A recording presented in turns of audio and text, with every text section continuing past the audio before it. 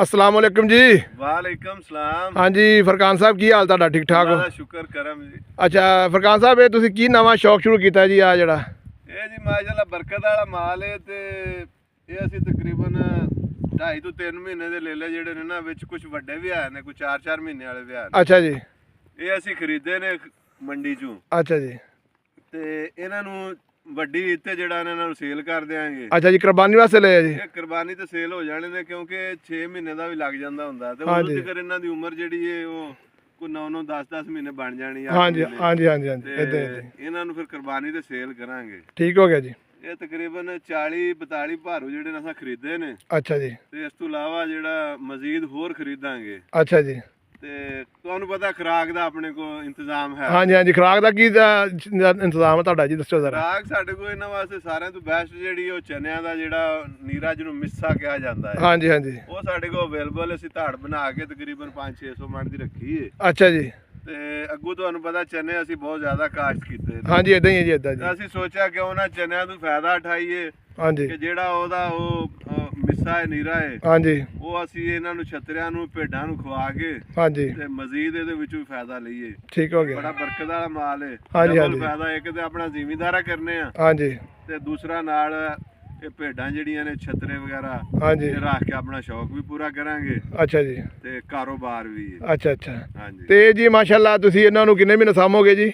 ਇਹ ਕਿੰਨੇ ਮਹੀਨੇ ਬਣਦੇ ਜੀ ਤੱਕ ਜੀ? ਇਹ ਹੁਣ ਤੋਂ ਲੈ ਕੇ ਕੁਰਬਾਨੀ ਤੱਕ ਕੋਈ 4 ਮਹੀਨਿਆਂ ਦਾ ਟਾਈਮ ਹੈ ਵੇ। ਅੱਛਾ ਜੀ। 4 ਮਹੀਨੇ ਨਾਲ ਤੇ ਇਹਨਾਂ ਦੀ ਕਿੱਦਾਂ ਖੁਰਾਕ ਪਾਉਣੀ ਹੈ ਜੀ ਇਹਨਾਂ ਨੂੰ? ਪਹਿਲੇ 2 ਮਹੀਨੇ ਤੇ ਆਖਰੀ 2 ਮਹੀਨੇ ਕਿੱਦਾਂ ਕੀ ਤਰੀਕੇਕਾਰ ਖੁਰਾਕ ਦਾ ਉਹ ਵੀ ਦੱਸ ਦਿਓ ਜੀ। ਸਟਾਰਟ ਕਰਾਣੇ ਆ ਇਹਨਾਂ ਨੂੰ ਕੋਈ ਵੰਡਾ ਵਗੈਰਾ ਬਣਾਵਾਂਗੇ ਅੱਛਾ ਜੀ।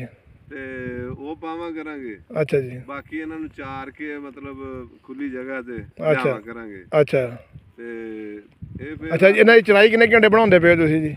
ਹਾਂਜੀ, ਕਿੰਨੇ ਘੰਟੇ ਚਾਈ ਕਰਿਆ ਕਰੋ? ਕਿੰਨੇ ਘੰਟੇ? ਚਰਾਈ ਇਹਨਾਂ ਦੀ ਤਕਰੀਬਨ ਇਹਨਾਂ ਨੂੰ ਕੋਈ 4-5 ਘੰਟੇ ਤਾਂ ਲਾਜ਼ਮੀ ਚਾਰਾਂ ਕਰਾਂਗੇ। ਅੱਛਾ ਜੀ, ਉਸ ਤੋਂ ਬਾਅਦ ਚ ਫਿਰ? ਬਾਕੀ ਫਿਰ ਇਹਨਾਂ ਨੂੰ ਖੁਰਲੀਆਂ ਦੇ ਵਿੱਚ ਉਹ ਨੀਰਾ ਪਾਵਾਂ ਕਰਾਂਗੇ। ਸ਼ਾਮ ਨੂੰ ਇਹਨਾਂ ਨੂੰ ਜਿਹੜਾ ਨਾ ਥੋੜਾ ਜਿਹਾ ਵੰਡਾ ਅੱਛਾ ਉਹ ਪਾਵਾਂ ਕਰਾਂਗੇ। ਅੱਛਾ। ਤੇ ਇਹਨਾਂ ਦੀ ਵੈਕਸੀਨੇਸ਼ਨ ਦਵਾਈ ਜੀ ਉਹਦਾ ਕੀ ਤਰੀਕੇਕਾਰ ਹੈ? ਵੈਕਸੀਨੇਸ਼ਨ ਇਹਨਾਂ ਨੂੰ ਇਹ ਬਿਮਾਰੀ ਬਹੁਤ ਘੱਟ ਹੁੰਦੀ। ਬਾਕੀ ਇਹਨਾਂ ਨੂੰ ਜਿਵੇਂ ਜਿਵੇਂ ਮੌਸਮ ਤਬਦੀਲ ਹੁੰਦਾ, ਹੁਣ ਅੱਗੋਂ ਫਰਵਰੀ ਦੇ ਵਿੱਚ ਜਿਹੜਾ ਇਹਨਾਂ ਨੂੰ ਇਹ ਜੂਆਂ ਵਗੈਰਾ ਜਿਹੜੀਆਂ ਨੇ ਪੈਂਦੀਆਂ ਨੇ ਉਹਨਾਂ ਦਾ ਜਿਹੜਾ ਇੰਜੈਕਸ਼ਨ ਹੈ ਉਹ ਲਗਵਾਵਾਂਗੇ। ਅੱਛਾ ਜੀ। ਤੇ ਬਾਕੀ PPR ਦਾ ਟਾਈਮ ਲੰਘ ਗਿਆ ਹਾਂਜੀ।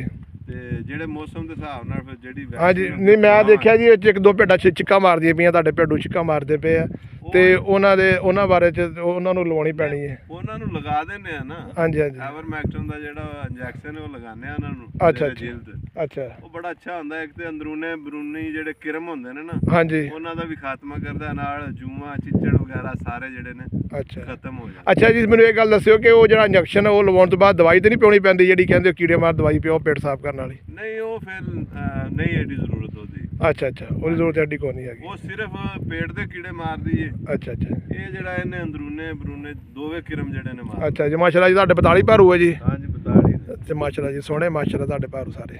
ਹਾਂਜੀ। ਇਹ ਕਿੱਥੋਂ ਤੁਹਾਡੀ ਖਰੀਦਦਾਰੀ ਕੀਤੀ ਹੈ ਜੀ? ਇਹ ਮੰਡੀਆਂ 'ਚ ਅਸੀਂ ਖਰੀਦਦਾਰੀ ਕੀਤੀ ਹੈ। ਚੋਲਸਤਾਨੀ ਬਰੀਡ ਆਪਣੇ ਸਾਡੇ ਇਸ ਏਰੀਆ ਦੇ ਵਿੱਚ ਇਹ ਬਾਗੜੀ ਨਸਲ ਇਹਨੂੰ ਆਂਦੇ ਨੇ। ਅੱਛਾ ਜੀ। ਇਹ ਗਰਮੀ ਵੀ ਬਰਦਾਸ਼ਤ ਕਰ ਜਾਂਦਾ, ਜਿੰਨੀ ਮਰਜ਼ੀ ਗਰਮੀ ਹੋਵੇ। ਅੱਛਾ ਅੱਛਾ ਅੱਛਾ, ਸਹੀ ਸਹੀ। ਠੀਕ ਤਾਂ ਹੈ। ਕਰਕੇ ਆਪਣੇ ਇਲਾਕੇ ਦੀ ਬਰੀਡ ਦੇ ਮਤਲਬ ਕੰਮ ਸ਼ੁਰੂ ਕੀਤਾ ਹੈ। ਨੁਕਸਾਨ ਨਹੀਂ ਹੁੰਦਾ ਇਹਦੇ। ਅੱਛਾ ਅੱਛਾ, ਚਲੋ ਜੀ ਮਾਸ਼ਾਅੱਲਾ। ਇਹ ਤੇ ਦੇਖੋ ਜੀ ਆ ਸਾਡੇ ਨਬੀ ਨੇ ਵੀ ਇਹ ਕੰਮ ਕੀਤਾ ਜੀ। ਹਾਂਜੀ ਹਾਂਜੀ, ਬਿਲਕੁਲ। ਹਾਂਜੀ, ਸੁਨਨਤ ਹੈ ਜੀ। ਅੱਲਾਹ ਤਾਲਾ ਬਰਕਤ ਪਾਵੇ ਜੀ। ਬਰਕਤ ਵਾਲਾ ਮਾਲ ਹੈ। ਹਾਂਜੀ ਹਾਂਜੀ। ਅੱਲਾਹ ਪਾਕ ਤੰਦਰੁਸਤੀ ਦੇ। हाँ जी, ਕਰਨਾ ਚਾਹੀਦਾ। सही गल है जी। ठीक है जी।